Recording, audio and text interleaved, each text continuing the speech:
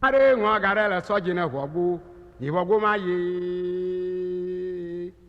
and gentlemen, welcome to Hans Technology and Management Institute, and today's discussions is on the subject is public relations. The title is Public Relations Departments and Roles. Let me just put roles. All right. What will be the objective? This discussions actually, or this lecture is on Facebook. It's live on Facebook and then recorded for YouTube and other social media to watch. We're not going to do the 25 minutes rule that we did the last time. The first one was last week, and today, the 17th of May 2021, we move to the second topic, and it's a teach yourself public relations. Please get in mind, it's a teach yourself public relations. All right. What would you benefit from this class? One, you would understand how to departmentalize your PR department or PR section. Why? Because this is good for students to pass their exams. Then, of course, fresh learners to know how to PR section, and then a refresher for existing PR practitioners. They are departmentalize their PR section, and then a refresher for existing PR practitioners. All right. Sorry about trying to mention how to pronounce compartment. All right. Then you would know how to do that departmentalization and separation in departments. You would understand the functions of a PR manager or PR director. You appreciate the hierarchy or the organogram of it. And then what are the functions? How to appropriate or allot responsibilities to everybody in the PR department in a scientific manner. Thank you. All right. Let's just get started with PR departments or public. When I say PR, it simply means public relations. Public relations department or PR department. So it goes into it. We have the in-house PR, the public relations, and then we have the consultancy section, which is outside the house. The in-house is because public relations is supposed to know everything that's going on within the organization and be able to explain or assess and explain to the outside environment, out of the organization. External environment, that is the public's. All right, let me put it again this way. The PR is supposed to know everything that is going on in the organization, which they may not know everything, but they must have very good subject knowledge of what is going on in the organization and find out what the public think of the organization such that they can advise management to get a better image, to correlate their perceived image against their factual image so that it's a fact presentation of what image the organization has or the individual per se has. So no one is an island on his or her own, or organization is an island on his or her own. So PR is needed by everybody. The in-house one means that if you're outside, if you're a consultancy, PR consultant, you cannot know everything or most things that's going on in-house. So then there will be the deficiency. However, that aspect is also important. That's the consultancy, which is an external arm of the PR. PRs from outside or consultants come in for special assignments, and they depend a lot on those who are working in. It could be a communication manager, it could be press officer. They rely on them a lot, and especially on the in-house PR manager or PR director. It depends. Why would you have a PR? Depend on the firm. If it's a sole proprietor, the one-man company that's a sole proprietor, the owner becomes the PR of his or her organization. He does everything all alone. However, it's good for him to know what PR is, and the reason why this teach yourself PR is probably good for him or her. Then the other part is the micro. The micro is 2 persons to 9 persons organization. This taxonomies or definitions or nomenclature changes from country to country, so be familiar with them, with what is pertaining in your country. All right, the micro is 2 to 9 persons of working, and if there's 2 to 9 persons, at least it's good to have one person who becomes the spokesperson of the organization. So that person is the PR. Okay, then small is 10 to 49 workers, employees. Definitely for 10 to 49 employees, it's worth having a PR and a PR assistant. Then, of course, it may not necessarily be PR officer. The reason why I'm saying PR officer is PR must be at the heart of decision making, that's at the board, and must be in close touch with the executive, the senior managers, such that decisions that are made at the board, he or she can understand.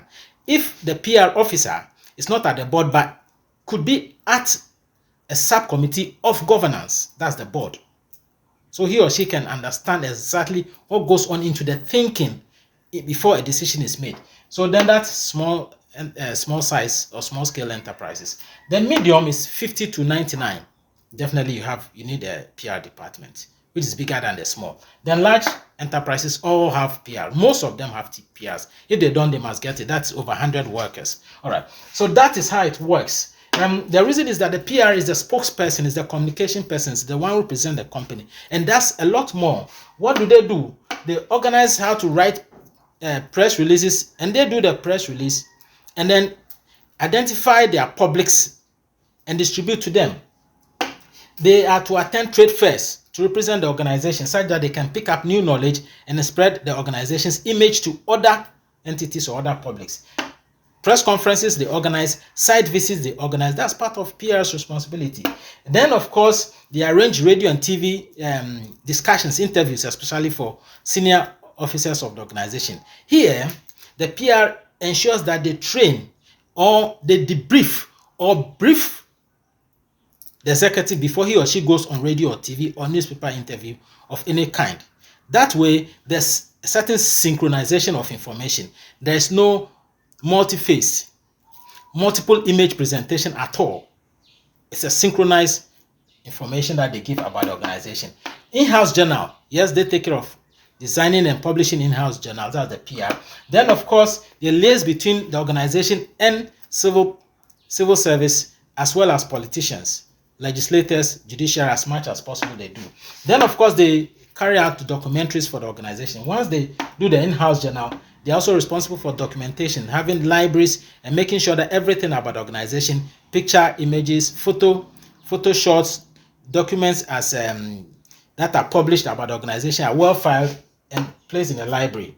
They conduct awards services for the organization as well. They carry out research, which is quite very important. We shouldn't ignore that they do that, and many more. But then let's look at the organogram, and then we find out what does the PR manager or the PR director does. The PR director is a director who is the public relations officer, public relations person on the board. That's why he or she is a director. The officer is not on the board, but the director is mostly on the board. If you are made a PR officer, you should know you will not be a member of the board. But if you're a PR director, you must be on the board such that you have first-hand information. All right. So then that's that. So then we have understood the functions of PR by and large. So how does the organization work, the PR department? How do you departmentalize it when it's on large scale? For a large enterprise, we could have different departments. The PR director sits on top. And then on the side, on the organogram, just beneath the director and on the right-hand side, would be the secretary to the managing director. Sorry, secretary to the PR director. Beneath the PR director, in terms of hierarchy of authority, is the PR manager. He or she will also have a secretary on the side. The secretaries are not immediately in line of authority behind the director or the manager, please. Let's get that clear. Then you can have various departments. You can have one assault. The press office could have a secretary. You could have the photographic department. Photographers are also necessary. Imagery speaks a lot about the organization. If an organization has a poor image, photo, it speaks volumes about the organization, because one picture is equivalent to 1,000 words. There's another topic which has been requested by a viewer who happens to be Dr. Eric Donata on photography. So we'll do that. We team teach rather. Here now team teach that particular topic. So look out for that. All right. Then we have the works department that takes care of site visits. That's also a department on its own, and they organize conferences as well. Then we could have another department for in-house journals. Yeah. So then in-house journals could also have, the manager could have a secretary. That's also, and so you can have 4 or 5 units under the Department of PR, public relations. Public relations should not fall under marketing because they are two different entities. They have some things in common, but public relations is expected to be on top of marketing. All right, because if public relations takes the lead, whatever image they create about the organization or they present about the organization, it makes it easier or difficult for marketing to work. All right. Then it falls on the role of what? The public relations director. What does the director of public relations do? One, he or she is supposed to help design the strategic plan and in particular the objectives of the PR department. Two, he or she is expected to what? High resources, human resources or personnel, and of course material resources, buy them, identify which ones are to be bought and then buy them and get them well placed in the department. Hiring personnel for the department is because you're just not hiring, you're hiring people based on the objectives, the stated strategic objectives of the PR department, which falls in line with the strategic goal of the organization in general. Even if it's an SBU, it must fall in there because the corporate strategy or corporate objective is paramount. All other departments fit in an MBO, which you might have caught in one of our presentations. All right. So then they also work on finances and make sure that their financial needs for the department sits in the budget and aligns itself properly. That way they can execute projects effectively to present the factual image of the organization. Present the factual image of the organization and not the deceptive image, please. The factual image of the organization. All right. So those are some of the functions of the PR director. Some organizations call him PR or her PR manager. All right. So then let's we are getting to the last bit. What are some of the advantages and disadvantages of a PR? We have by and large try to understand some of the advantages, but so let's start with the disadvantages, then we end on advantages. The disadvantage is that some organizations do not have well-trained PR personnel, and once the person is not well-trained, he or she becomes more of a liability to the organization in terms of cost and importantly image. They may dent the image of the organization in their presentation, both as a person and for the organization in their writing or in their speech. The reason being very simple. He or she may lack enough or requisite integrity to represent the organization as a PR. Okay. The other weakness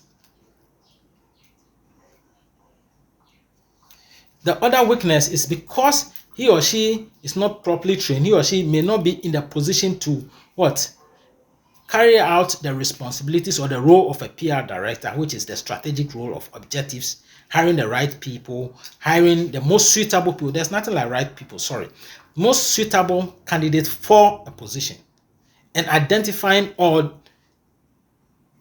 ascribing or prescribing the exact job roles for those who are hired, and that could be a cost to the organization. Then another disadvantage is that management may not have enough trust in the person because they know the PR is not a professional PR or is not capable, because his integrity is low, the knowledge level is also low, and so we need to catch up. And because PR is an everyday event, having to learn every day, it's advisable that even existing practitioners should take refresher courses. Okay, what are some of the advantages of PR?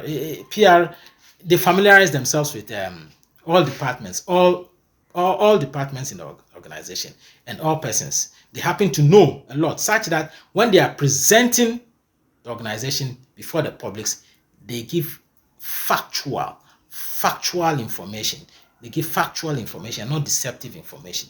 They are able to establish a good rapport between themselves and management, such that it gives them the opportunity to advise management based on research they have done about the publics, external, to make changes, to carry out or present a factual image of the organization, the corporate entity, or the individual, if it's a brand.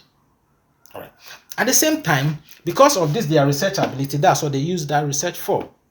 The other part is that they are able to establish a working rapport with media houses. They are not into advertising, but they establish a rapport with media houses so that media houses don't get a distorted view of the corporate entity. They get a factual view, and it makes it easier for the media houses to what?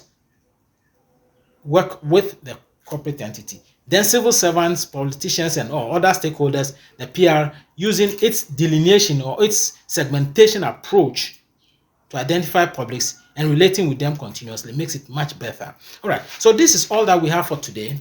Today we've tried to understand how to departmentalize PR in terms of the in-house and then the consultancy, that's the external.